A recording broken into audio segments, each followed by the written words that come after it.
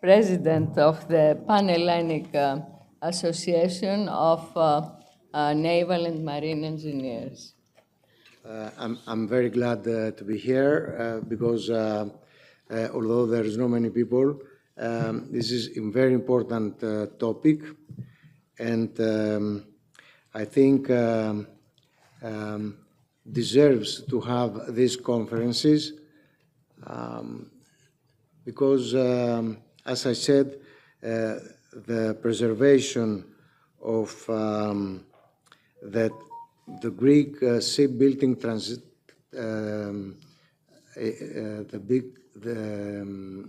the shipbuilding tradition is something unique.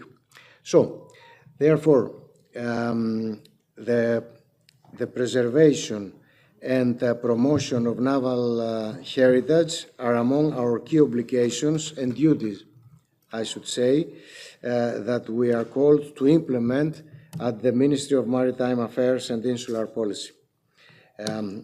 Among these, we promote actions and initiatives related to the rescue of wooden traditional boats, kayaks, fishing boats, and of course, shipyards and dockyards of wooden vessels. Some traditional professions which come from the past, such as the art of wood shipbuilding, are highlighted and can be preserved from generation to generation. As I said, we consider this as our duty to preserve this profession.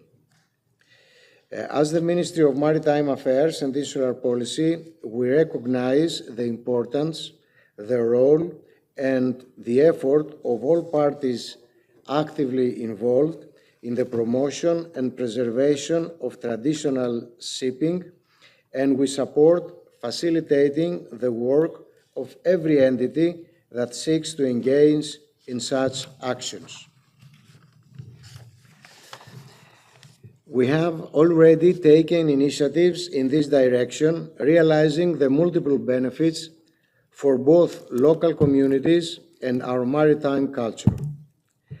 Among the actions that have been taken by our ministry are, and I'm going to say just a few of these actions, and that is, literally speaking, it's only the last 4 or 5 years all these actions are undertaken.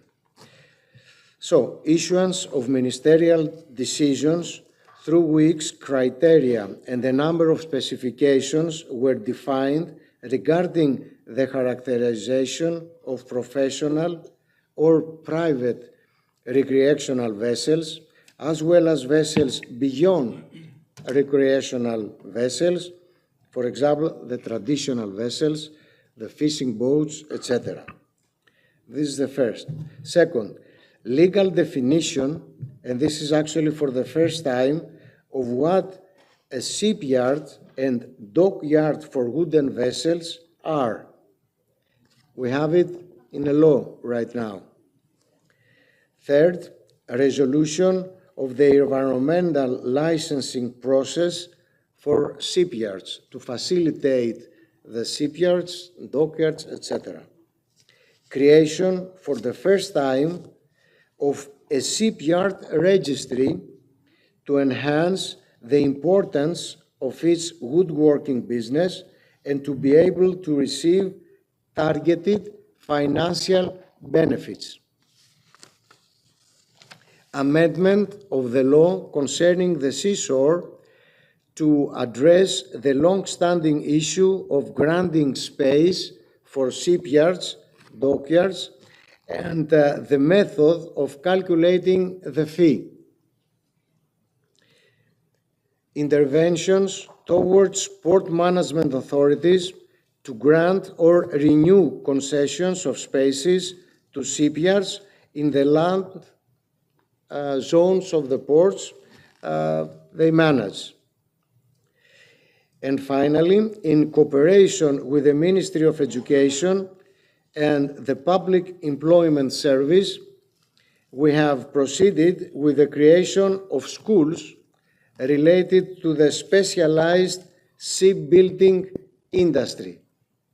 The first schools of ships repair are already operating in Perama and Syros, and separate courses in wood shipbuilding are expected to be integrated from the next year, actually from this year in September, October.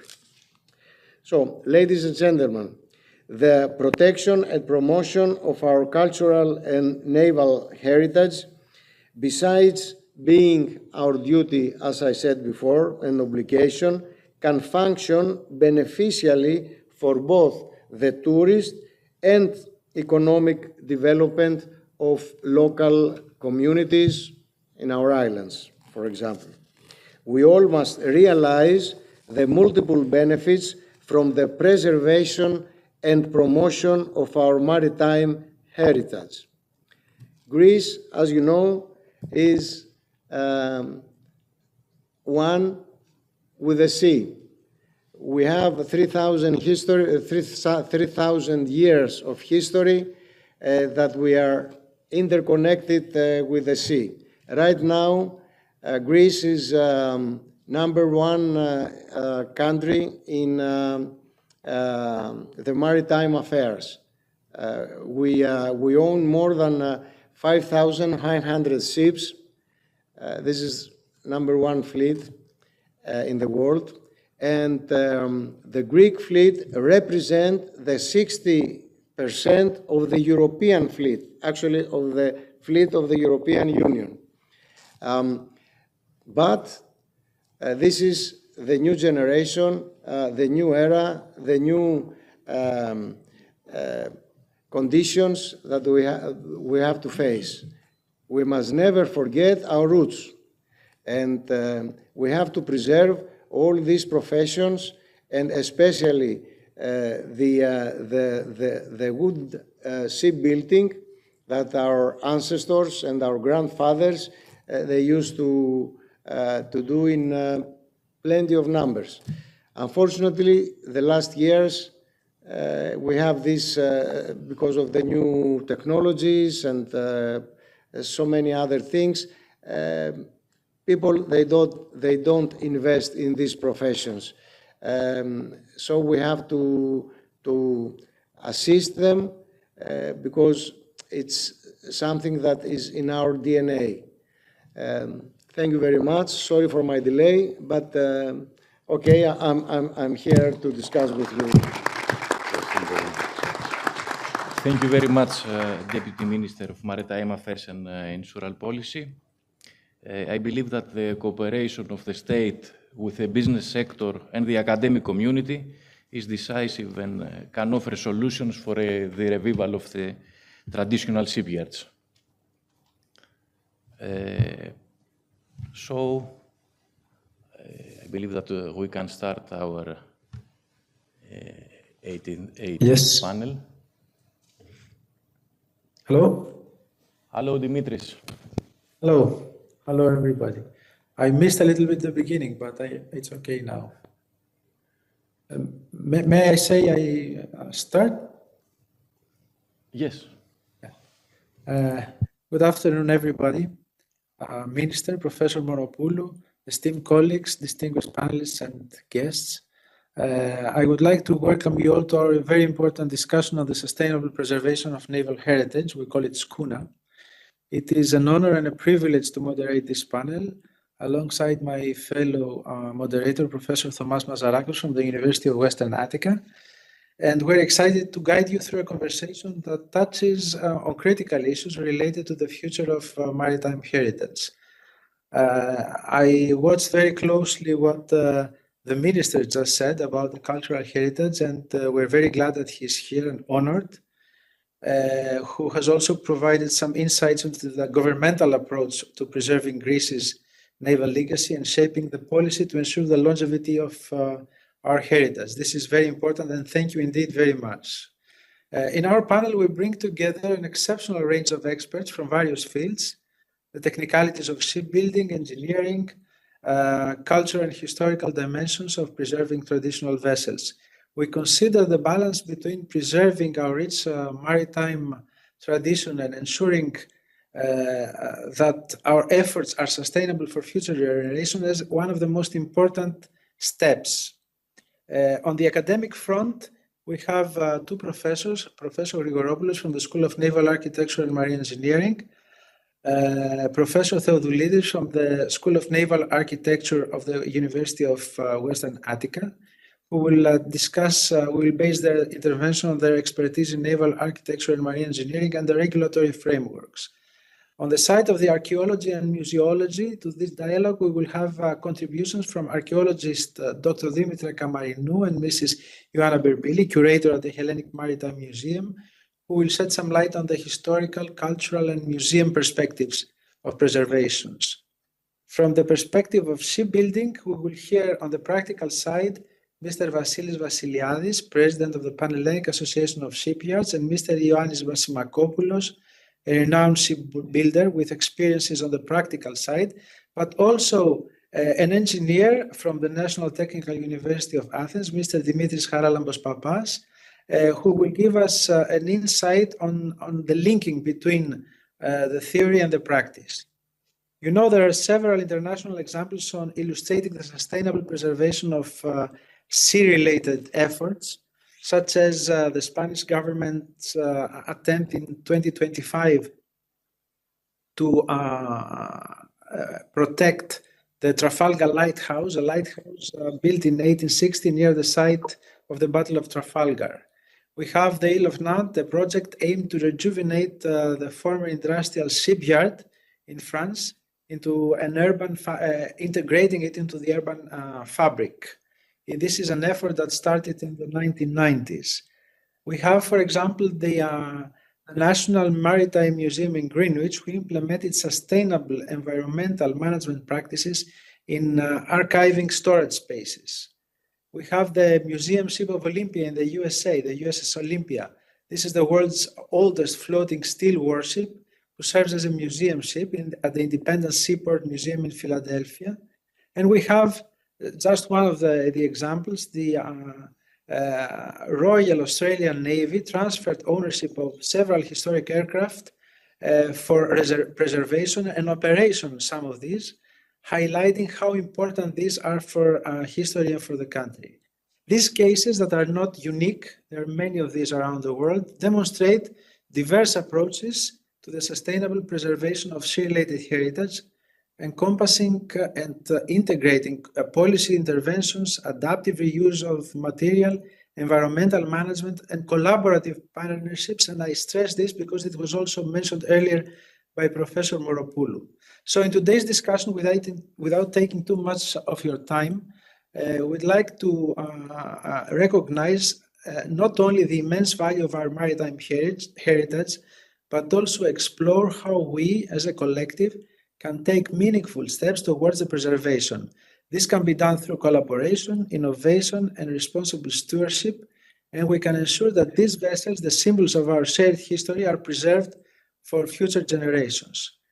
Without taking too much of your time, I repeat, I would like to ask our first speaker to begin, and maybe Thomas can moderate more easily the line of speakers from the podium. Thank you very much. Thank you very much, Professor Liridis. Ladies and gentlemen, distinguished colleagues and honored guests, Deputy Minister of Maritime Affairs of Insular Policy, Professor Moropoulou, of course. It is my privilege to welcome you to this conference and this special panel on the sustainable preservation of naval heritage. We are gathered today not only to discuss and recognize the enormous contribution of shipbuilding to the world's historic heritage, but also to forge a future where maritime heritage is transformed through innovation and cooperation into a strong and sustainable pillar of development. The presentation, please.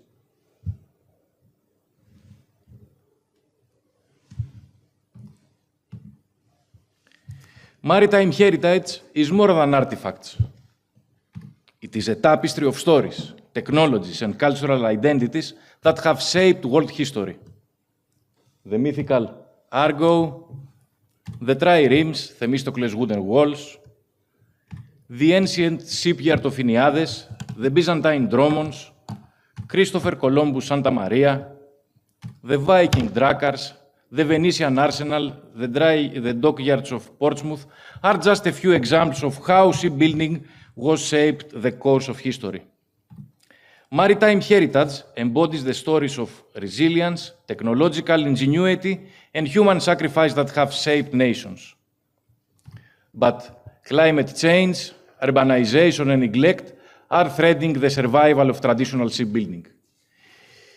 It is imperative that we find solutions to ensure that all the knowledge we have from the past is preserved and passed on to the next generations. We are called upon as a scientific community to set a purpose, the sustainable preservation of maritime heritage. Sustainability requires multidisciplinary strategies. Environmental and cultural management are interlinked. By integrating cultural heritage into development policies, we can align its preservation with the objectives of the blue economy.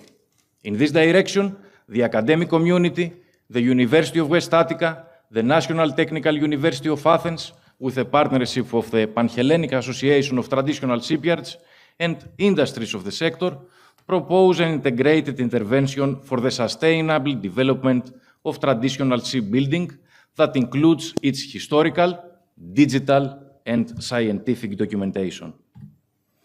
This coordinated proposal aims to achieve sustainability through the convergence of cultural heritage and modern naval architecture science.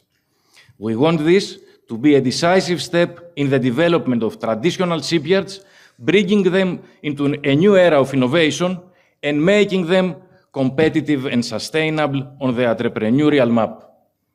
Cooperation is our greatest ally. National and EU initiatives in collaboration with universities and companies will help create partnerships to develop sustainable business solutions, digital tools and policy frameworks in the traditional shipbuilding sector. First and foremost, it is important to understand that traditional shipbuilding is not just the knowledge of shipwrights that was endured over the centuries. Traditional shipbuilding is a living resource that can add value to entrepreneurship and drive economic growth in local economies, while respecting their cultural identity. Innovation thrives when tradition meets technology. Digital and scientific documentation and tools can redefine traditional shipbuilding, putting it back on the economic map without erasing its past. The aim is to create traditional vessels that combine the harmony and beauty of tradition with the scientific documentation of modern naval science. As we gather here today, let us be inspired by Greece's rich maritime heritage. Cycladic boats, built using techniques passed down from generation to generation, stand as a testament to resilience, combining cultural pride with adaptability. Let us embrace a common vision to preserve maritime heritage not as relics, but as a bridge to a sustainable future. Let's innovate with technologies like digital twins. Let's scientifically document Trechadiri, Varkalas, Karavoskaro, and others. Let's develop new business models for our traditional shipyards. Let's support policies that protect heritage and empower local communities to manage their historical identity. Together, we can ensure that the human story engraved on every traditional boat, every tarsana, continues to inspire future generations. Thank you very much.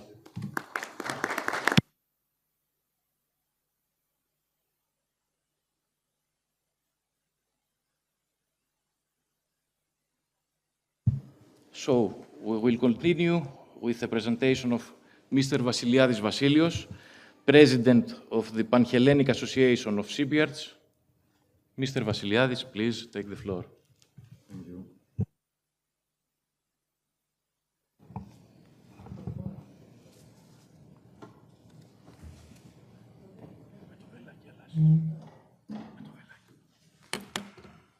Honorable Deputy Minister of Maritime Affairs and Insurance Policy, Professor Moropoulou, President of the Conference, distinguished colleagues, distinguished attendees.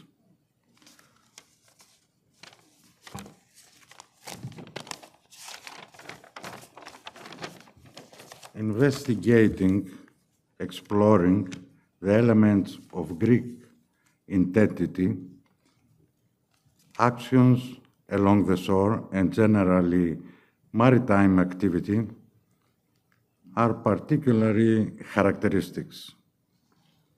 It's worth mentioning that the wooden boats with which the Greeks wrote their unique, very interesting maritime history, were built along the Greek coast. They were not imported from anywhere else, thanks to the knowledge, innovative inspiration, and the hands of great Greek architecture, naval architects, shipwrights, ship carpenters, creating the Hellenic tradition of shipbuilding wooden boats in continuity more than 1,000 years, not only 2 and 3. Only this timelessness is very important and true. The unique carriers of this, not written in a right scientific way, heritage, are the persons of the small private families in building wooden boats, businesses, enterprises. That's we call Karnaya, Arsanas, or Tarsanas. However, traditional shipyards are acting not only for the production of the wooden ships required today for fishing, sailing, pleasure, and new tourism uses, but also for ship repairing, industrial activity, for seashore navigation, which is very timeless, very intense in the Eastern Mediterranean, with emphasis in Greece. In Greece, more than 300 traditional shipyards were developed and functioned in the last 200 years. From this, only 60 to 70 survive till today. Even though the demand of industrial activities is augmenting. On the contrary, in our neighbor coasts, traditional shipyards producing new wooden ships for tourism, sailing, and fishing uses. And this is, they are emerging, becoming significantly competitive. Institutional challenges like the leasing of land use in the seashore, of course, short-term contracts at high prices are dramatically testing the viability of traditional shipyards all around Greece and mainly in Aegean. Traditional shipyards, which were proved resilient through the centuries and under threats like environmental stresses, wars and enemies attacks, are today deteriorating. At this conference, concerned with the greening of shipping nowadays, apart from innovative practices to be adopted, A key point in the global movement towards sustainability is the revival of the traditional shipyards and the fusion of traditional shipbuilding and naval engineering, leading to the wooden ships that Aegean, Mediterranean, and all over the world need. Following the Women Economical Forum and the Technical Chamber of Greece called from here, from this conference, today to save the traditional shipyards. Addresses not only environmental concerns, but also positions the traditional ship repair industry as key player for the sustainability and responsible tourism, sailing, fishing, of course, and trade practices.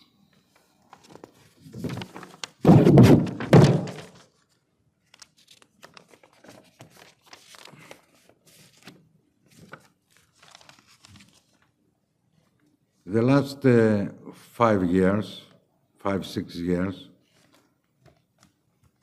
as Minister said, we are working for this course, and we have results. Recently, Technical Chamber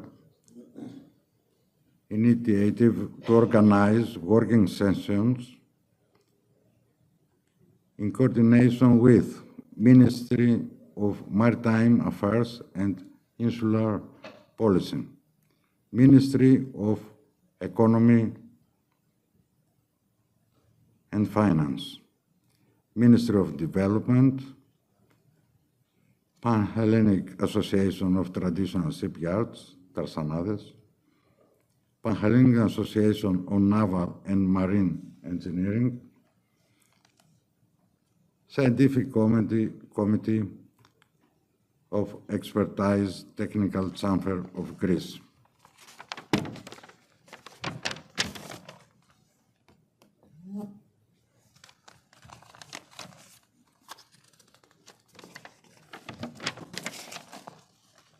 The results of all these very important sessions and after a public dialogue recently, we have these very important actions to be accomplished. First of all, ministerial decision by the Ministry of Maritime Affairs and Insular Policy defining the traditional shipyards activities and terms for the continuance of land use. It is prepared all these years and mostly the last months, and has to be signed by the Minister of Maritime. The new minister. The new minister, that's the subject. But I'm sure everything will go well. Bulletin, second, from the Ministry of National Economy and Finance defining the terms for the continuance of land use by Hellenic Public Land Service, κτηματική υπηρεσία, in the free of harbor seaside, along the coasts. Measures, third, measures, funds, and incentives by the Ministry of Development to support the viability of the traditional shipyards, incorporation of new European funds. Technical Chamber of Greece informing the contractors of the local urban planning projects to include traditional shipyards in the documentation and to insurance in the level of planning the continuance of their function. Even there is an utmost need to planning change, like Kerkira, like Corfu. President Mr. Stefanos Gikas act immediately, and now we have 8 small Tarsanades shipyards in Kerkira, in Corfu. Union of Greek Ports informing municipal port funds and port authority that traditional shipyards should not be handled within their permission for only for 3 years, a segment of land use, like in amusement and other similar uses, but for further long-term concession, which is beyond their authority. Finally, the last and very important, cancellation of fines which have been imposed through not legitimate decisions, interpretations as above. Thank you very much. Mr. Vassiliadis, thank you very much for your presentation. Now we will continue with Mr. Bassimakopoulos, for whom I must make a special mention.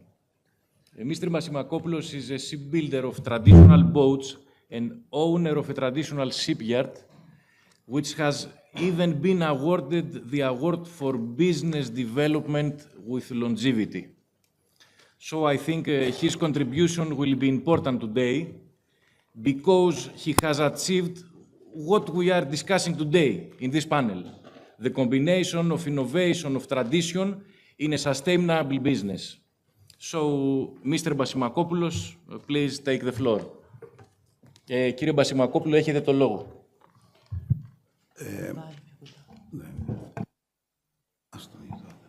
Good evening. Sorry, but I will speaking today Greek language. Θέλω να ευχαριστήσω θερμά. Είναι μεγάλη τιμή για μένα να παραβρίσκομαι στο πάνελ του συνεδρίου SCUNA.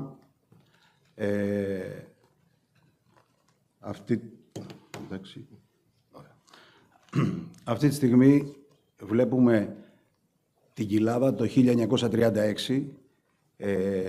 Έχει ετοιμαστεί ένα σκάφος 19 μέτρων, καραβόσκαρο, τύπου καραβόσκαρο, έτοιμο προς καθέλκυση. Πάμε παρακάτω. Σε αυτή την εικόνα δεξιά βρίσκεται ο πατέρας μου και ένας άλλος τεχνίτης, την χρονολογία 1956, κατεργάζονται έναν κορμό εγχώριας ξυλίας με τον τρόπο παραδοσιακό εργαλείο, το παραδοσιακό αυτό εργαλείο λέγεται καταράχτης. Αριστερά μας βλέπουμε το πρώτο ναυπηγείο του πατέρα μου, Δημήτρου Μπασιμακόπουλου, ένα μικρό ναυπηγείο με 3 μικρές γαΐτες ή κούντουλες από 5 έως 7 μέτρα, κατασκευασμένες με τον τρόπο του μονόχναρου. Σε αυτή τη φωτογραφία είμαι εγώ. είναι ένα καραβόσκαρο γύρω στα 24 μέτρα. Είναι όταν έχουν τελειοποιηθεί οι νομείς, είμαι στην πλώρη του ακριβώς και μετράω γιατί πρέπει να τοποθετήσουμε ένα κομμάτι το οποίο λέγεται σωτρόπι και αυτή τη στιγμή είμαι υποσκέψη και σημαδεύω το κομμάτι αυτό. Εδώ το λεκτικό δίπλα μας λέει ότι το ναυπηγείο έχει κατασκευάσει πάνω από 400 σκάφη σε όλους τους τύπους, Liberty, καραβόσκαρο, κούντουλα, βαρκαλάς, από 5 έως 40 μέτρα, φυσικά με πιστοποιήσεις από νιογνώμονες και ελληνικούς αλλά και international και εκτός Ελλάδος. Αυτά. Σε αυτή τη φωτογραφία είμαι εγώ το 2002. Αποτυπώνω γραμμές, ναυπηγικές γραμμές με τον τρόπο του μονόγναρου. Το μονόγναρο είναι ένας τρόπος αποτύπωσης ναυπηγικών γραμμών, ο οποίος είναι πολύ ευέλικτος. Είναι πάρα πολύ παλιός τρόπος, πάρα πολύ, μπορώ να πω ότι είναι πάνω από 100 χρόνια, τουλάχιστον από μαρτυρίες που έχουμε εμείς. Είναι πολύ ευέλικτος γιατί κατασκευάζουμε τους μεσαίους νομείς και μετά ανάλογα με τις δυνατότητες του κάθε μάστορα μπορούμε να τροποποιήσουμε την πλώρη και την πρίμη ανάλογα με το τι ακριβώς για ποιος ο λόγος και γιατί θα χρησιμοποιηθεί το σκάφος. Οπότε μπορούσαμε να τροποποιήσουμε τη γάστρα του ανάλογα με τις δραστηριότητες του σκάφους. Σε αυτό το σημείο βλέπουμε τη σάλα. Είμαι πάλι εγώ, κάνω το 2000, κάνω αποτύπωση από μισομόδελο με τη σάλα για ένα σκάφος 36 μέτρα με ιταλικό νιογνώμονα, ρίνα, πιστοποίηση. Κατασκευάστηκε όλο από δρύς και τικ. Πήραμε και ice class. Η σάλα είναι ένας τρόπος σχεδίασης αποτύπωσης ναυπηγικών γραμμών που γίνεται από μισομόδελο σε πραγματικές διαστάσεις, σε διαστάσεις ακριβώς της επιλογής της κλίμακας που θέλεις να κατασκευάσεις το σκάφος. Δεν μπορείς να τροποποιήσεις, ό,τι παίρνεις το αποτυπώνεις σε πραγματική διάσταση. Εδώ φαίνεται ένα κομμάτι του εξωτερικού χώρου του ναυπηγείου μας. Είναι μια ανακατασκευή, ένα rebuilding σε ένα σκάφος του 1926. Δεν είναι ελληνικό, είναι εγγλέζικο, είναι της εταιρείας Caber Nicholson. Κάναμε ολοκληρωτική ανακατασκευή με την έγκριση του οίκου, ο οποίος έστειλε 3-4 αντιπροσώπους στο ναυπηγείο μας. Ανταλλάξαμε απόψεις και γνώμης. Τελειοποιήσαμε το σκάφος και πήραμε και μία έγκριση του οίκου για όσα σκάφη της Caber Nicholson χρειάζονται και βρίσκονται στα νερά μας, στο χώρο μας, να μπορούμε να τα επισκευάζουμε, να τα συντηρούμε ή να κάνουμε ανακατασκευή. Εδώ είναι μια φωτογραφία του 1967, είναι ένα τρεχαντήρι 19 μέτρα, ο τρόπος ο παραδοσιακός που τα γέρναμε από την κάθε πλευρά ανάλογα που θέλαμε να συνεχίσουμε να φτιάξουμε το εξωτερικό του πέτσωμα. Φωτογραφία αυτή είναι από τρεχαντήρι 22 μέτρα, το 84, στο ναυπηγείο μας. Εδώ πάλι είναι ο πατέρας μου, ο Δημήτρης Βασιμακόπουλος. Κατεργαζόμαστε ένα κορμό Ιρόκο. Στην πίσω πλευρά ακριβώς είναι ένα καραβόσκαρο 24 μέτρα.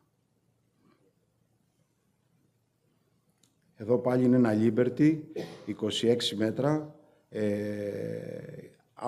Έχουν τελειοποιηθεί οι νομείς από το μονόγναρο και σηκώνουμε έναν νομέα και το τοποθετούμε στην καρίνα. Έχει ξεκινήσει δηλαδή το σκάρωμα που λέμε εμείς για να μπορέσουμε να προχωρήσουμε στην υλοποίηση. Εδώ πάλι είναι ένα Liberty, το οποίο είναι μια μιξαρισμένη κατασκευή. Είναι Liberty πλώρη με καμπούνι και η πρίμη καραβόσκαρο. Αυτό μας το ζητούσαν οι ψαράδες για να μπορούν να καλύψουν τις απαιτήσεις της δουλειάς. Εδώ πάλι είναι μια παραδοσιακή καθέλκυση. Δείχνει ένα καραβόσκαρο στα 24 μέτρα. Όλο το team του ναυπηγείου από κάτω. Γινόταν ο αγιασμός πριν την παράδοση και από εκεί και πέρα κάναμε το καθιερωμένο τσιμπούσι και ρίναμε το σκάφο μας. Εδώ βλέπουμε ένα Liberty πάλι, γύρω στα 22 μέτρα, το οποίο τελειοποιείται η μεσαίη νομής από μονόχναρο. Εδώ είμαι εγώ σε ένα Liberty, φτιάχνω την πρίμη του Liberty, φτιάχνω ακριβώς το πίσω κομμάτι, τον ασό που λέμε εμείς. Είναι το κομμάτι το οποίο εφάπτουν όλα τα μαδέρια του πετσώματος, όλο ο εξωτερικός φλοιός, ας πούμε, του σκάφους, πάει και τερματίζει σε αυτό το σημείο. Και εδώ πάλι είναι ένα καραβόσκαρο, 26 μέτρα, πριν μπουν τα ζυγά, πριν μπουν τα καμπάρια που λέμε. Το ίδιο πάλι, άλλη μία κατασκευή, φαίνεται απέναντι πάλι ένα καραβόσκαρο, αυτό είναι ένα Liberty, η γραμμή ανέγερσης είναι το ποδόσταμο και η καρένα του, που αρχίζουμε και τα ευθυγραμμίζουμε και τα ζυγίζουμε. Εδώ είναι κάποιες φωτογραφίες από κάποια σκάφη που είχαμε κατασκευάσει. Αριστερά μας είναι ένα καραβόσκαρο 24 μέτρα. Το μεσαίο είναι το αφρό εσά που φτιάξαμε στον Βασιλιά. Είναι τα 17 μέτρα τρεχαντήρι παραδοσιακό. Δεξιά είναι ένα αλλιευτικό καθαρά Liberty. Αριστερά κάτω είναι ένα 36 μέτρων καραβόσκαρο, το οποίο και αυτό έχει πιστοποιήσεις από νιογνώμονα. Από την αρχή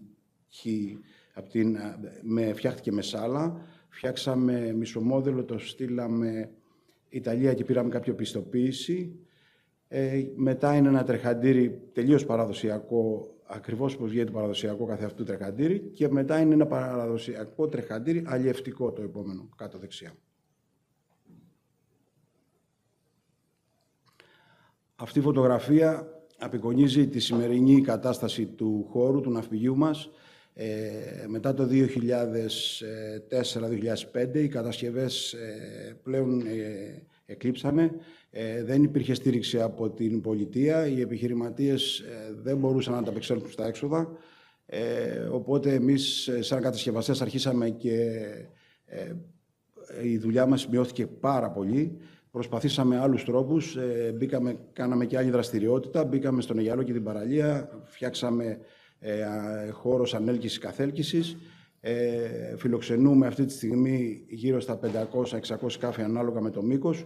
Ταυτόχρονα συντηρούμε τα παραδοσιακά σκάφη, κατασκευάζουμε και συντηρούμε όλα τα παραδοσιακά σκάφη λόγω τεχνογνωσίας και λόγω αυτή είναι η δουλειά μας, από αυτή ξεκινήσαμε και αυτή προχωράμε. Εδώ τώρα αυτή τη στιγμή είναι μια καθέλκυση ενός αλλιευτικού σκάφους με καινούργια μηχανήματα, καινούργιας τεχνολογίας που έχουμε.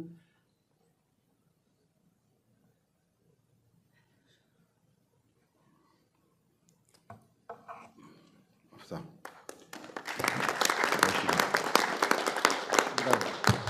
Κύριε Μπασημακόπουλε, σας ευχαριστούμε πάρα πολύ για την παρουσίασή σας.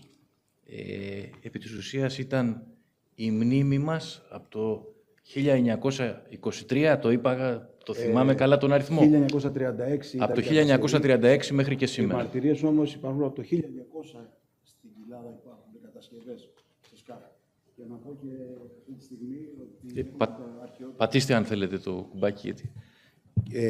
η φωτογραφία ήταν το 1936. Φυσικά αυτό το σκάφος δεν είχε αίσιο τέλος γιατί κάει και από τους Γερμανούς στο 1940.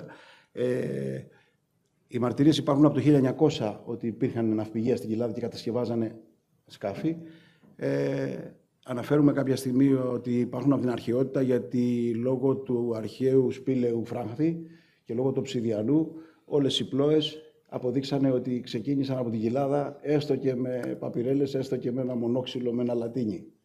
Γι' αυτό το αναφέρουμε αυτό. Σας ευχαριστούμε πάρα πολύ και πάλι για την παρουσίασή σας. Εγώ σας ευχαριστώ. So, we continue with Professor Grigoris Grigoropoulos from the National Technical University of Athens, the School of Naval Architecture and Marine Engineering.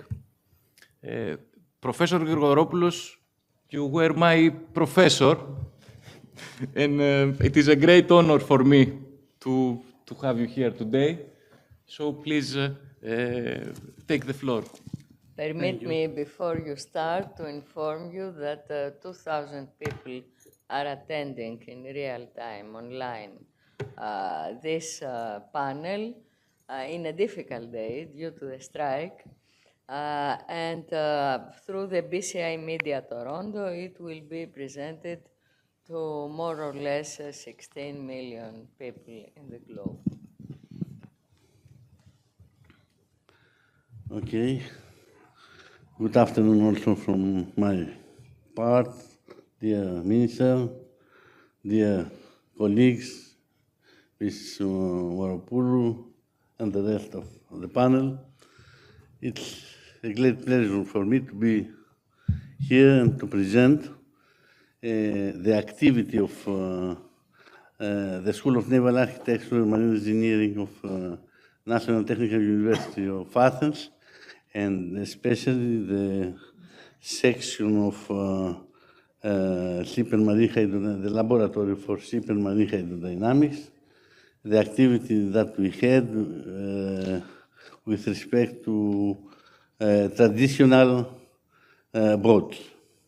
Of course, having spent some time in studying the archaeology of ships, I agree with Mr. Batsimakopoulos that 8,000 BC, Obsidianos was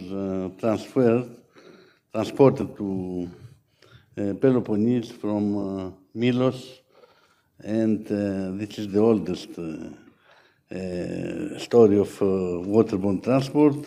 I would like to say that Greeks is has a small population, and always used to have a small population. The largest population of Greeks was during the 1,000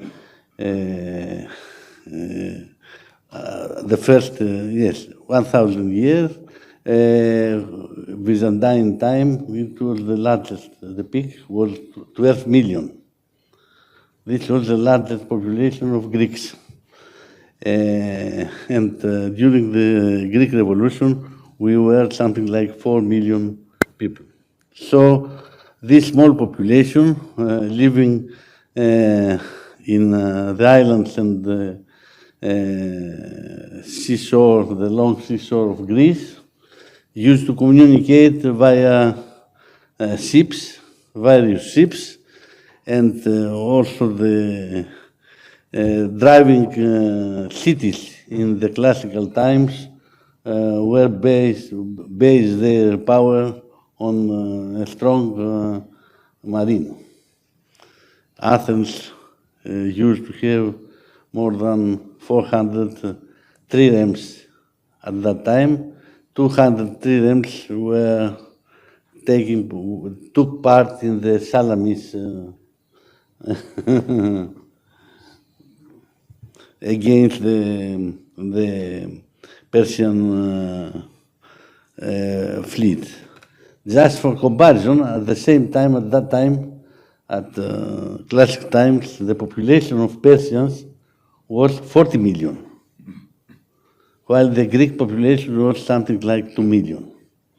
Just for comparison. This is how they managed to have troops of 1 million coming in Greece.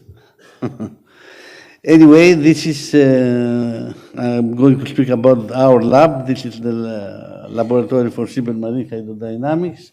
You can see the towing tank. It's a big facility. It's the only one existing in Greece. And among our activities, we have also spent some time and built some models for studying the characteristics of traditional boats. You can see here Trekhandiri, one of the three that we have built, and the Trekhandiri tested at sea. in the towing tank. Here you can see another two Trekhandiri type vessel model that we have built to study the performance of Trekhandiris. Trekhandiri type boats were very popular in Greece. We used to have, by the end of 80s, about 11,000 of boats, the majority of which were of Trekhandiri type. This is a Karavoskaro type and a Perama type model. And this is a Liberty model. The traditional Liberty is quite similar to the Liberty used in the naval fleet, but it was a convenient shape for fishing vessels. And in this case, you can see also a stand of Varkala type. All these types we have studied for propulsion, resistance, propulsion, general characteristics, and we tried to optimize their performance, assuming that they will continue operate as service as workboats and in fishing at that time. Actually, we had been funded for this by 3 projects. One was the new generation of traditional boats, supported by EU, a EU pilot project coordinated by the Museum of Cretan Ethnology in 1989.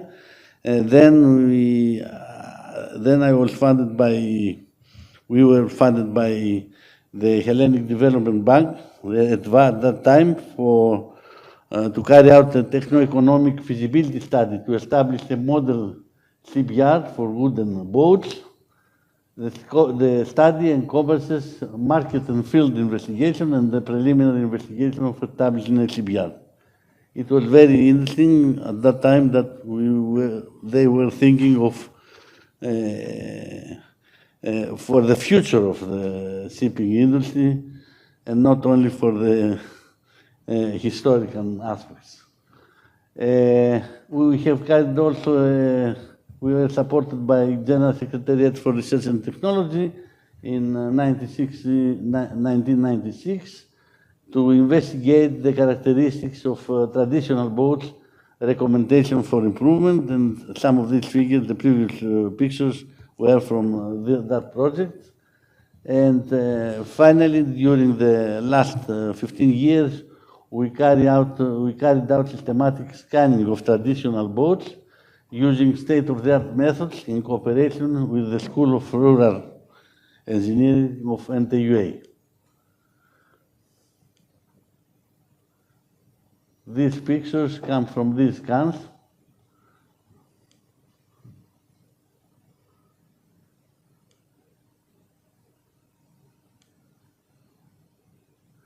In this slide, you can see I used to be for 3 years the director of a traditional shipyard in Kavala. The history of that shipyard is quite similar to that of Basimakopoulos. It was established in 1922, and it is still in operation, working for servicing the boats, the fishing boats in Kavala shipyard, in Kavala area, the major area in Macedonia in general, and Thrace. And they used to build ships. At the time I was there for 3 years, between 88 and 91, we built 15 fishing boats and 2 yachts. You can see here some pictures, and this was the prospectus of the shipyard, including an old vessel, 1962, built in that shipyard. I would like to sum up that the capabilities of traditional shipyards, Tarsanas or Carnaio, depending on the size, is the building of wooden traditional boats. But they can also build modern yachts, wooden modern yachts, using traditional and modern manufacturing methods. I investigated during the study of Hellenic Development Bank. I went to various countries and investigated and studied the method they were using. There are well-known, famous Italian shipyards which still use wood in building luxury yachts. I believe that shipyards, in order to survive, in order to have sustainability, they should work for both traditional and modern yachts, using both traditional and state-of-the-art techniques of designing and manufacturing the boats. This depends to the requirements of the owner and on the budget available for these tasks. We should be accustomed in building modern or traditional boats at different, at various levels of finishing and quality. And quality, I mean, in the level of luxury that we are going to attain. And of course, these variations affect drastically the building cost. Traditional shipyards offer dry docking and maintenance services to small and medium ships. This is another activity for the shipyards, and they should keep on working, offering these services. The exploitation of modern design and manufacturing methodologies to achieve high performance with respect to energy, consumption and sustainability should be taken into account, and investment in permanent, fully protected premises for design and manufacture, assuming private ownership or long-term renting contracts. I think this is very important. Nobody invests on a land that is not secured via long-term contract.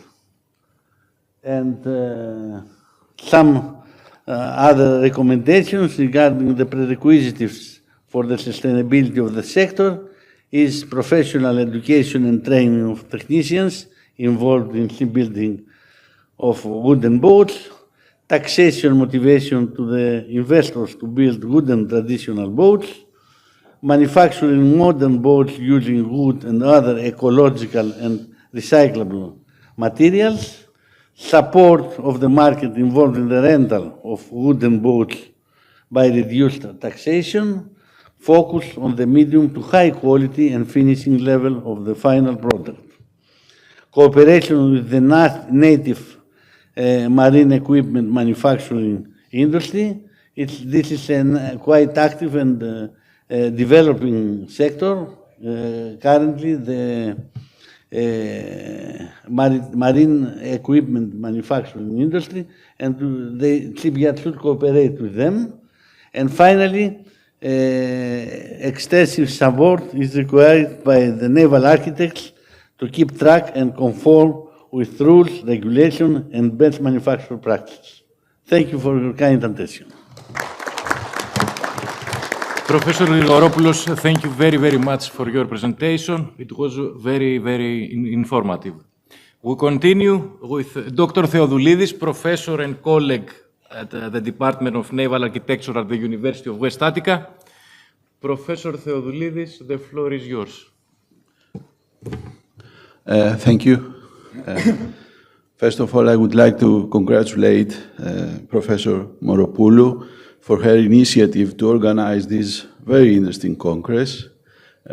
Congratulations, Ms. Moropoulou. Sorry, I can change from here. Okay. According to our poet Elitis, if for any reason our country will be destroyed, we can reconstruct it with an olive tree, a vineyard, and a boat. Maybe this is the reason that make me to decide to study naval architecture, but I also confess that during my weekends, when my duties allow, I also deal with olive trees.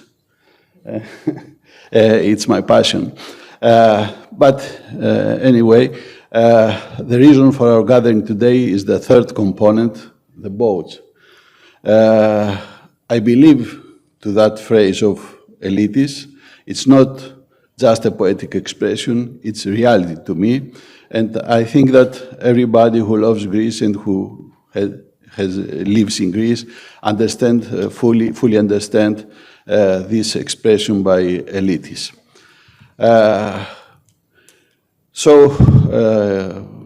In our session, we have not to speak just about boats as structures, but we speak about a very, very alive piece of Greece, of the heart of Greece. Why? Why we have to give respect to traditional boats? Because they are the cause for our image worldwide in marine industry. As Deputy Minister referred before, we are on the top of the world as regards ownership. The biggest and the most modern and the most modern ships belong to owners. And this is not an instantaneous event. It is constant during the last decades. And the secret behind the success of our country is the traditional boat. So only for this we have to pay respect to these structures. But how we attribute this respect to the traditional boats? We leave them unprotected to the time deterioration, or what is much more worse, we destroy them by our own hands, by wrong policies. You know the story. I don't have time to repeat it now.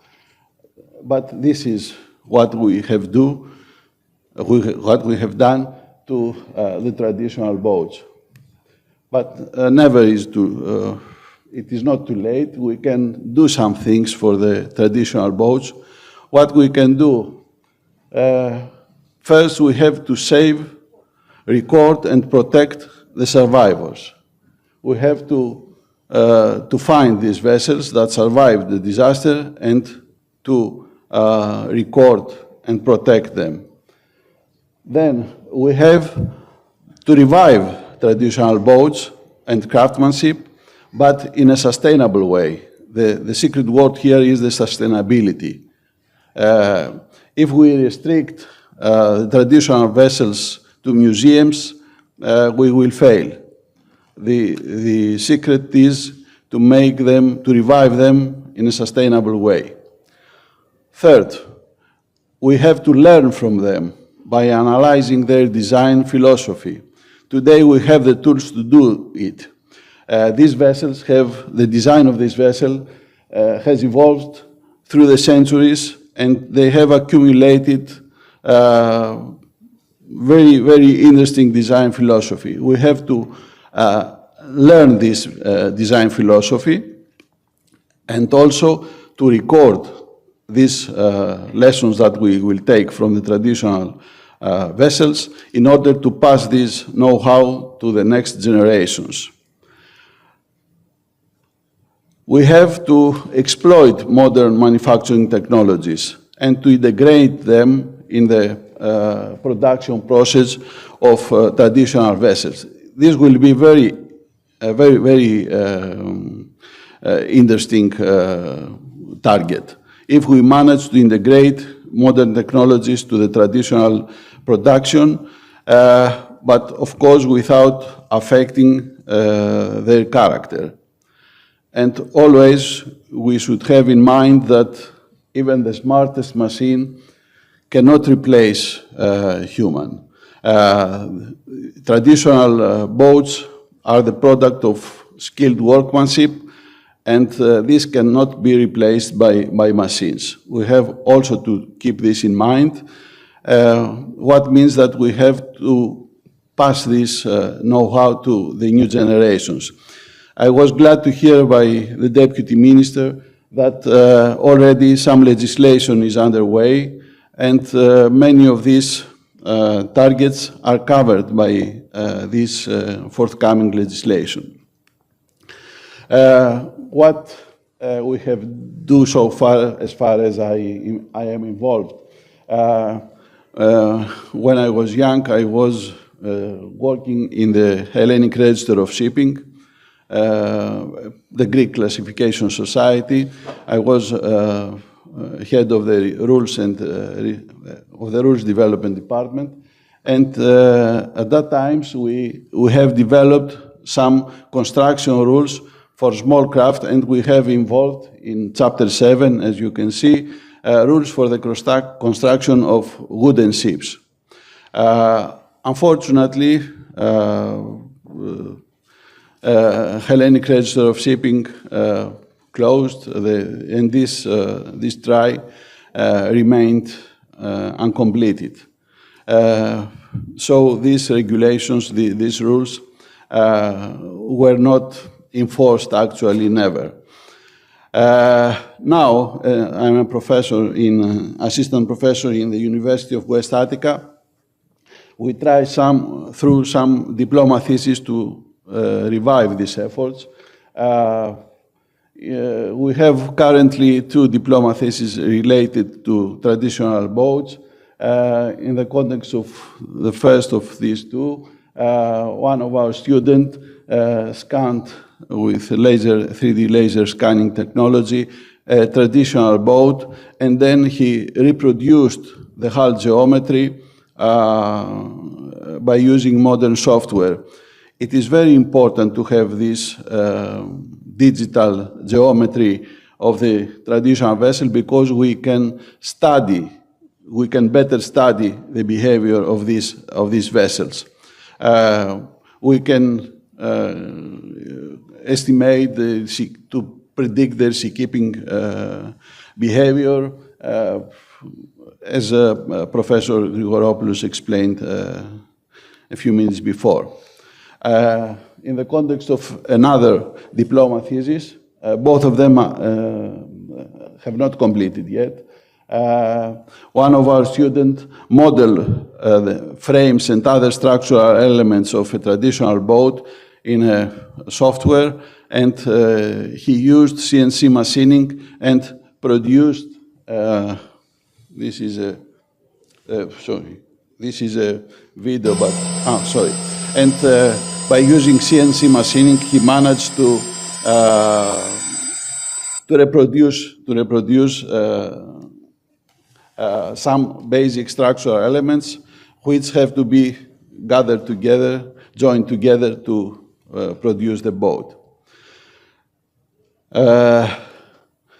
Thank you for your attention. My presentation was brief, but we have a lot of work to do, and I see that something is turning positively in this direction, and I'm happy for this. Thank you very much. Thank you very much, Professor Theodoulidis, for your very interesting speech. We continue with Dr. Kamarenou Dimitra, archaeologist and author, via WebEx.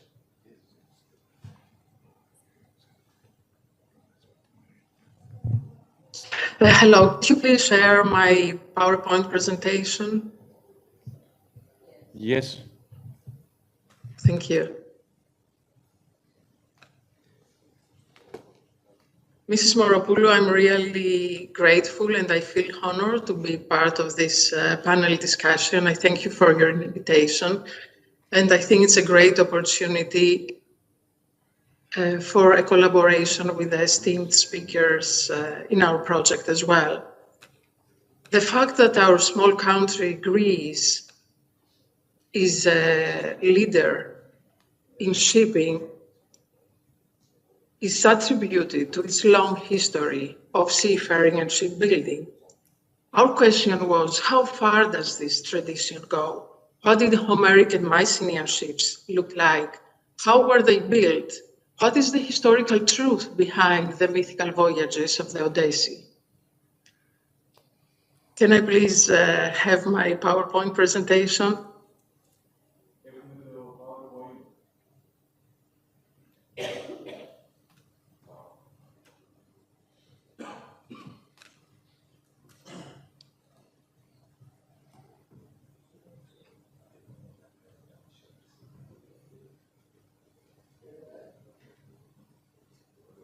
Μπορείτε να το κάνετε εσείς share screen. Ναι.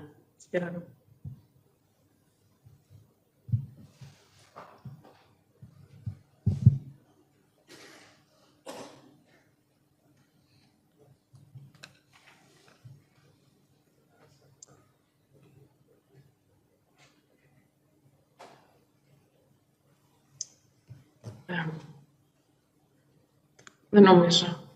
Πολύ ωραία. Ναι, ευχαριστώ πολύ. Μπορώ να έχω την επόμενη διαφάνεια. May I have the next slide, please? Thank you very much. So, this book, which is now in its second edition, presents the findings of 25 years of research on Mycenaean and Homeric ships and shipbuilding. Next slide, please. Our project faced significant challenges due to the fact that hasn't been excavated a Mycenaean shipwreck hull. Nevertheless, it brought together archaeologists and shipbuilding experts and traditional shipbuilders. Our main challenges were the scarcity of evidence and their reliability. Therefore, we employed a holistic, multifaceted methodology focusing on how to correlate diverse data sources while balancing historical accuracy with the practical aspects of constructing a functional Mycenaean Icosaurus, a 20-oared vessel, through experimental archaeology. As an archaeologist, now I will focus more on the archaeological aspects of our research.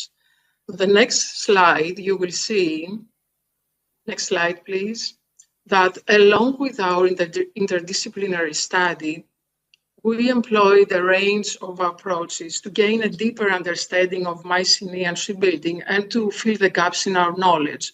We studied the ship's evolution from the early Cycladic oared boats to the trireme. We also studied the Egyptian, the Phoenician, the Cypriot ships in order to see if their innovations lined up with those of Mycenaean ships, showing the exchange of technology. We conducted a comprehensive study of shipbuilding, including the naval timber and the tools, and we examined the timber technology in architecture and carpentry as well, because we wanted to uncover their beam joinery techniques. More importantly, we examined the Mycenaean shipbuilding within the historical frame of the Mycenaean civilization. And this because we wanted to be able to answer questions like this, for instance. If the Phoenicians have invented an innovation in their shipbuilding techniques, would the Mycenaeans have the knowledge, the necessity, the organization, and the technology to incorporate it in their own boats? Next slide, please. These are some examples of the research grids we used in order to determine our hypotheses that have been attested by pictorial written or excavational evidence, and the remaining research questions that we have to examine through the methodology of experimental archaeology. In the next slide, you will see, next slide please, you will see some, let's call them naive vase paintings that were our main source of information about the form of Mycenaean ships. We could interpret them and read on them the main characteristics of the Mycenaean boats. And by relating the dimensions of the stem post, the stern post, the mast, and the length of the hull of these boats, we could reach interesting conclusions regarding the proportions of the components of these boats.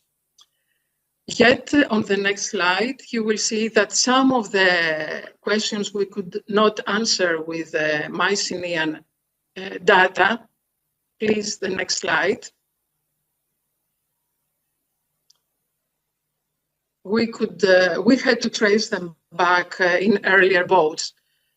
I will give you an example. The high stem really was evident on Mycenaean ships, and we could trace it back on early Cycladic boats 2,000 years before the Mycenaean boats. We constructed a model, we put it in the water, and we realized that here we have an answer to a long debate among the archaeological community. Was the high component of the boat, was it a stem, a bow, or a stern? It was proven that it was the stem. It always would turn and take the wind from the back, and it had the function of a jib sail. Next slide, please.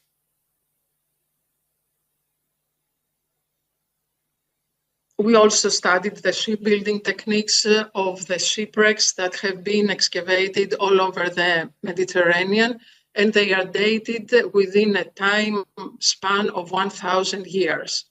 It has been proven that Odyssey was also a valuable source of information about the shipbuilding techniques of that time, particularly the passage that refers to the building of Odysseus' raft, which actually was not a raft. Here we have a very precise description of the shipbuilding tools, techniques, timber, and phases of building a boat, a ship. Next slide, please. Our colleague Elena Baragoudaki, during her PhD research, has constructed the bronze Mycenaean shipbuilding tools, and she has experimented with them. On the next slide, you will see how we proceeded in our research, constructing a model of a Mycenaean boat. And last year, next slide, please. Spiros Govotsos and Panagiotis Leodis designed a midsection of a Mycenaean Nicosoros 20-oared vessel. It was built in Psaros shipyard by the Chalkias team and family and sponsored by Nikos Vafias. We constructed this full-scale part of the boat in order to experiment with the shipbuilding techniques. We need to experiment, of course, more with models, and we hope we will have your collaboration with that. We also created the loose-footed braille sail, the Mycenaean type of sail, and we have conducted sailing trials. Next slide, please. Our research has been awarded by the Academy of Athens. Our next goal, which you will see on the next slide, please, is to share the insights we gained and the knowledge we gained with a broader community, creating a hands-on and a virtual reality museum in Xylokastro.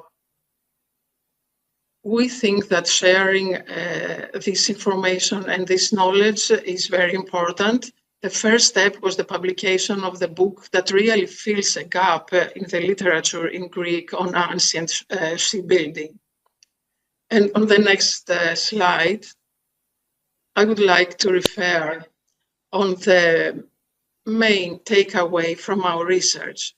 And it is exactly that the ships did not only carry goods, they carried ideas and they transported ideas, facilitating the dialogue among the culture. And in Greece, this dialogue became the concourse of theater, of philosophy, the dialogue in the lyric poetry, the dialogue with oneself, the dialogue with the divine in the sacred architecture. Ultimately, it helped shape the democracy.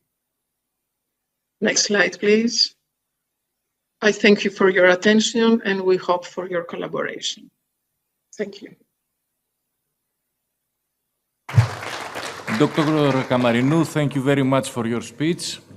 And now it is the turn of Mrs. Birbili Ioanna, archaeologist, curator of the collections at the Hellenic Maritime Museum, who is representing Mrs. Anastasia Anagnostopoulou Paloubi, President of the Hellenic Maritime Museum. Please take the floor. Thank you.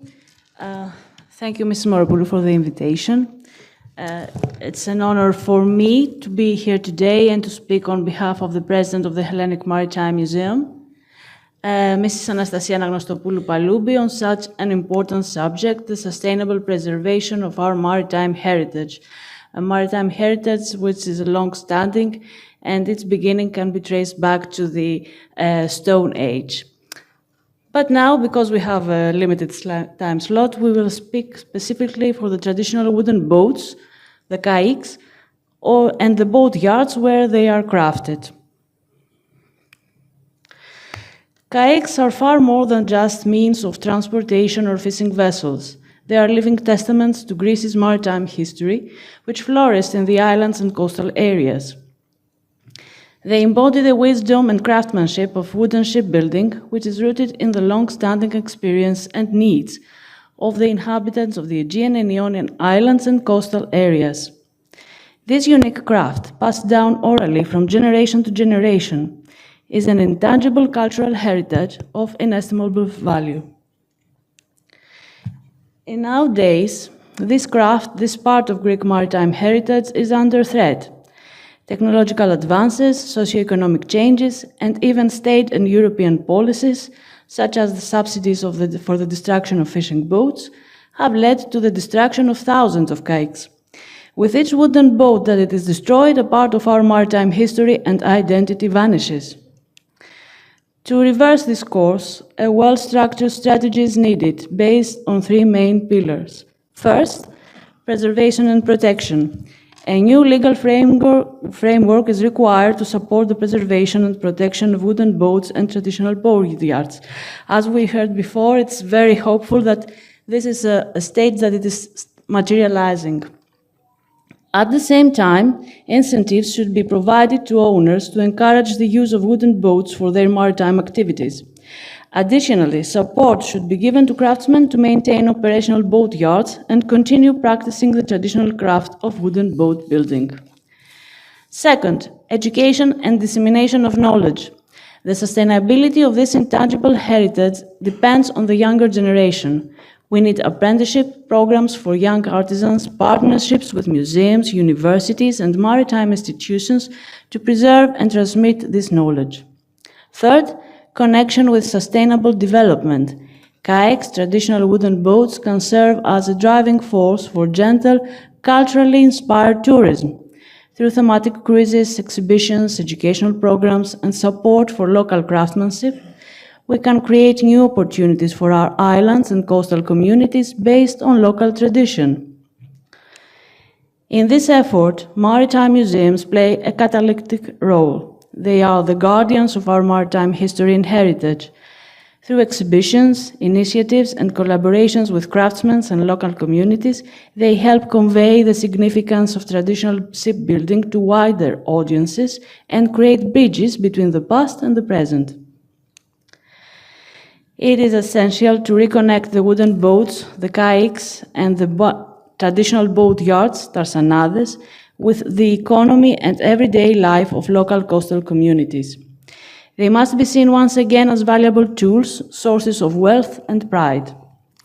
Namely, in the Aegean Islands, which lie at the heart of the Greece's tourism industry, the kayaks, the islanders, and the islands themselves are not separate entities.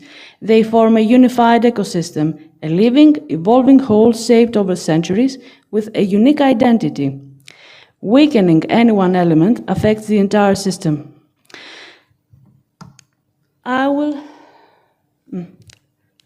close with the words of Yorgos Seferis, the Nobel winner poet. Erasing a part of the past is like erasing a part of the future. Let us work together to ensure that traditional wooden boats continue to sail proudly through the waters of the Greek seas as living symbols of our cultural continuity and as instruments of the sustainable development of our islands. Thank you.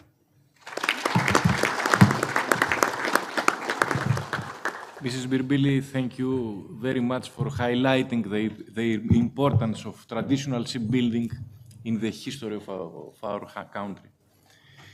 And we will close with a speech of Mr. Papas Dimitrios, Naval Architect and Marine Engineer from NTUA and President of the Association of Naval Architects of Greece. Mr. Papas, take the floor. Thank you, Mr. Mazarakos. Thank you very much. Dear Minister, dear Professor Moropoulou, dear professors, dear colleagues, I'm very pleased to be here in this panel, and I feel a little excited because I saw in the panelist, Mr. Minister, I know your father, he gave me sweets and chocolates when I was a young boy. I know the father of Mr. Basimakopoulos because he learned me very interesting things about how they collect the woods and how they prepare the woods for shipbuilding. It was when I was a student. In any case, I don't speak about my experience in design and construction and attendance in a traditional vessel because my experience is in traditional vessels and Greek traditional vessel and chemical tankers. It's very okay. I can say that it's true that the development of human civilization began with the rise of trade, when the exchange of goods expanded beyond the confines of closed societies and extend between different societies and civilization. The easiest and often the only route of transporting goods was by sea, and the means of transportation was the ship. I think this is the most important thing, that we must connect the civilization that we have with the story of the vessel. The historical development of the ship has been the subject of many studies. However, there has never been sufficient information to determine exactly how and when its significant development occurred. It is worth reviewing the historical evolution of the ship and by extension of the shipbuilding in the Eastern Mediterranean, particularly in Greek region, which was the cradle of the modern civilization. If we exclude dugout canoe type construction that appears over 30,000 years ago, more complex construction have been verified to exist over 10,000 years ago. They coincided with the beginning of trade between closed societies, such as transport of obsidian stone from Milos to Peloponnesos and Lavriotiki. This transportation must be done with complex vessels and not simple vessels. And this is what we know that about this kind of vessel. The development of ship between the period and the next historical confirmed evidence dating between 3000 and 2000 BC is not well known. In the early Cycladic period, we have ships so-called frying pan. We have shown in the previous slide some of them. These ships are divided in two main categories, the long ships and the round ships. In general, the long ship, that is ship with a high length to beam ratio, was warship, fast and agile, while the round ship, that is ships with a low length to beam ratio, was merchant vessel. During the Minoan civilization, we learn about the form of Minoan ships from siltstones. From 11th century BCE until 770 BCE, commercial activities froze, and there was no any change in ship design. During this period, it was the Phoenician and the Egyptians who sailed the Mediterranean Sea and advanced the sail technology.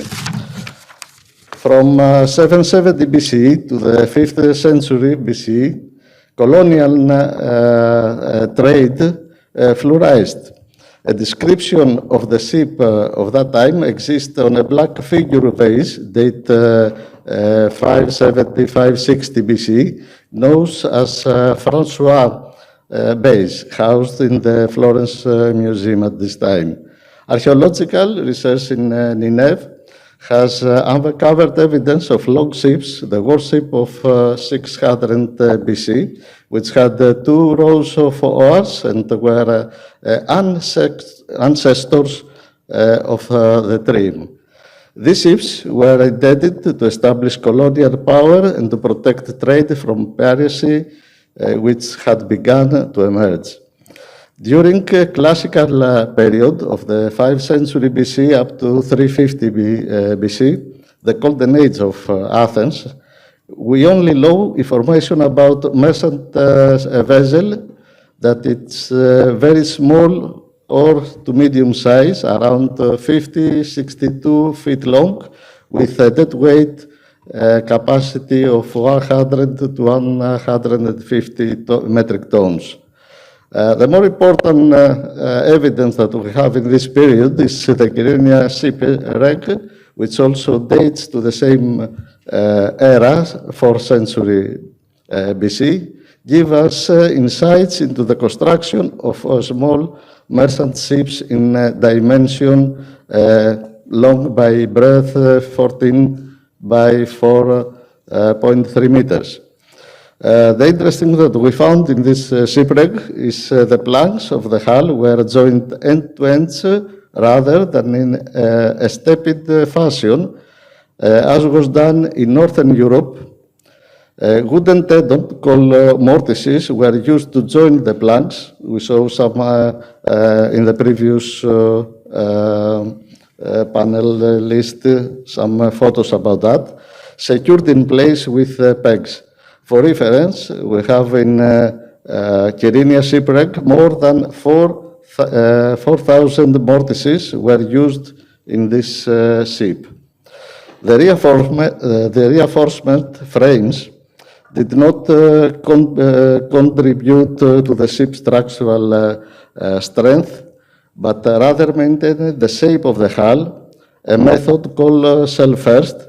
The technique of attaching the external shell, not plug to plug, but onto the frames, appeared around the 1st century AD, and it called evidence in Eastern Europe by 1300-1400 AD. Later, this method became widespread very quickly. The initial appearance of this construction method in the 1st century AD is confirmed by the raising of a shipwreck at Yasiada on Eastern Roman Byzantine Greek merchant vessel, 62 by 70 feet, and another egg from the same period in Sicily. During the area of Roman Empire, it was a very interesting area for shipbuilding. A widespread trade network was established through the coast of Mediterranean to meet the needs of Rome. It was a very good trade period. And The two relief, one in the tomb in Pompeii around 50 AD, and the second in Ostia, the port of the Rome, around 200 AD, with only mirror difference. They give us the typical characteristic of a merchant ship of that time. This vessel, it was 30 meters long and 10 meters in width. And the capacity, the cargo capacity, it was about 120 tons. The reduction of a whole number ratio 3 to 1 was not intended to increase cargo capacity or to improve hydrodynamic performance. On the contrary, it actually introduced more difficulties during construction and operating the vessel. This standardization results from Roman legal regulation aimed at controlling navigation and protecting it from piracy.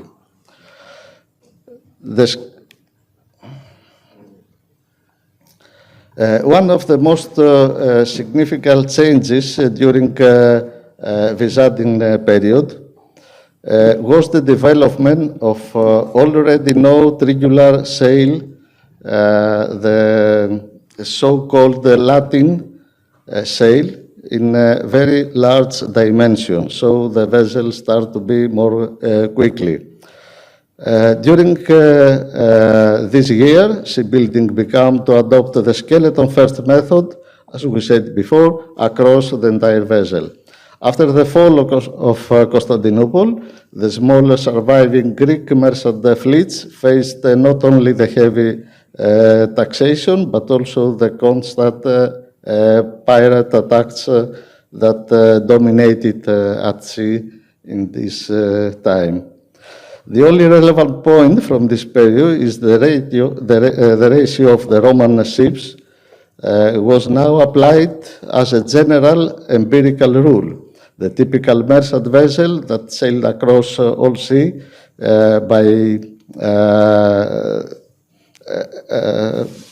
they have a length about 24.5.6 meters and a maximum beam of 7.8 meters. In Greece, the first shipbuilding efforts began again in the middle of 17th century, and the larger ships were ordered from the west. After the late of 18th century, larger ships also began to be built again in the Greek shipbuilding centers of Syros, Galaxidi, Psaras, Petses, Hydra, Syros, etc. The creation of the ship types that becomes established in Greece stemmed mainly from Byzantine models and earlier styles. Through they were also influenced by more advanced Western design. The typical trechadiri that emerged in that era resembles a reconstruction, it's real a reconstruction of a Roman merchant ship. And the name trechadiri is not that it's running very quickly, it's the shape of the hull that is a cycle. And the construction method is like to have a wheel. Summing up on the above, it is certain that the shipbuilding of traditional wooden vessel in Greece, connecting Odysseus with modern days must be duly preserved. At least the following proposal, that is something that we don't have it at this time, is to have schools lessons. I don't know what in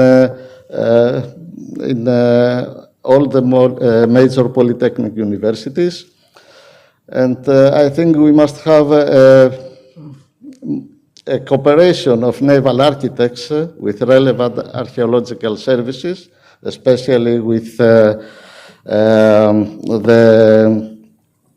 F48 of underwater antiquities. I think it's more important to have naval architects and shipbuilders during these services. And Of course, we have economical, from our state economical tools, but we need something more efficient tools, economical, to help to keep the vessel and shipyard alive and don't send them just only to the museum. Let's find solution about that. Thank you for your attention.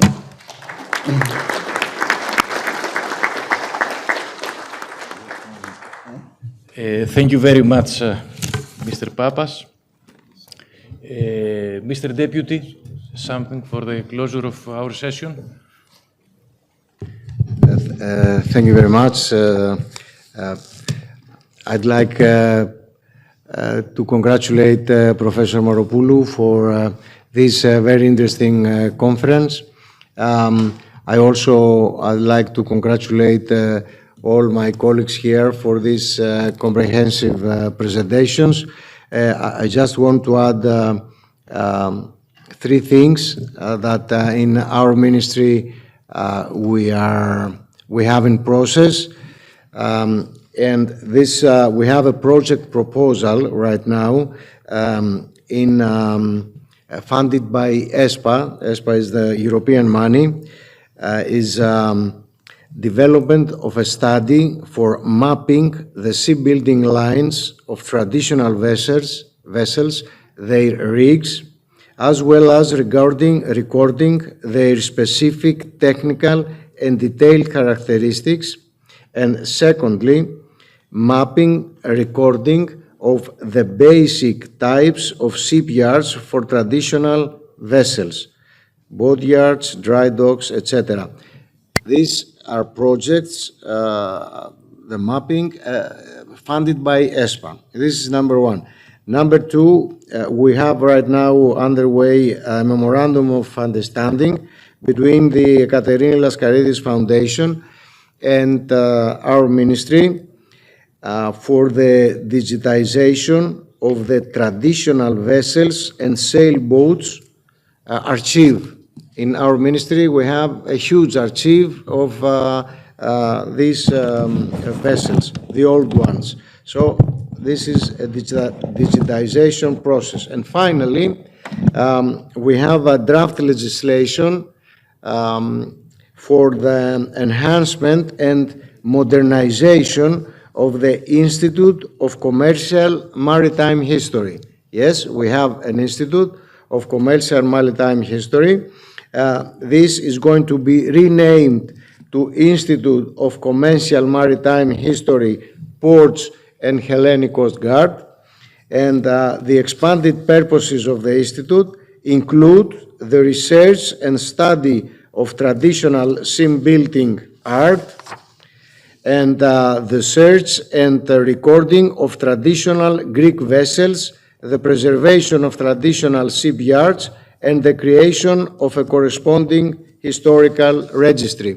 So there are a lot that going on right now, and therefore this is a very important conference, because on our part we try to do our best. The community also striving for the best, and I'm optimistic for the future. Again, thank you very much, and thank you, Professor Moropoulou, for this conference. Thank you very much, Deputy Minister. Thank you all for your participation. Thank you once again.